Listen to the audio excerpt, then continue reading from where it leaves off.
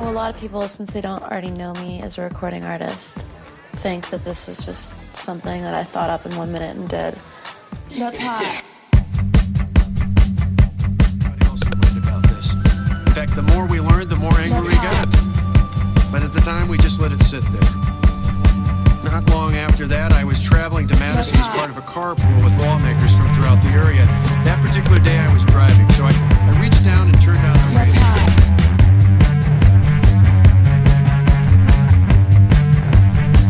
The last place anybody wants to be is amongst a bunch of angry people. Amongst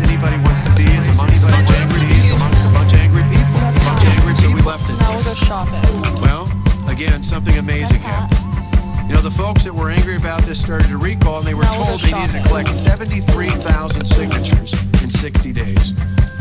Well, not hundreds, not thousands, but tens of thousands of ordinary people did an extraordinary thing. They stood up and took their government back. In less than 30 days, they collected more than 150,000 signatures. It was at that moment I realized the real emotion on display in my county wasn't just about anger. You see, if it had been about anger, it would have been about people checking out or moving out or giving up. But instead, what happened was really amazing.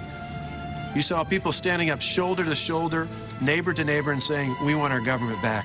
And in doing so, the real emotion on display was about hope. Today, I see a lot of the same emotions on display here in Wisconsin and all across our great country. There are plenty of reasons to be angry. But instead, I see hope in Wisconsin. As I travel the state from one end to the other, many times there are 2 or 3 or 4 times as many people at events as we've ever seen before. And so many of them, so many of the people coming out are people who tell me they've never been involved before. This is a first time for them, but they realize too much is at stake not to get involved in the game. 8 years ago, I stood up and led a grassroots movement to take back our county government, and take it back we did indeed. Today, I stand ready to lead a similar movement.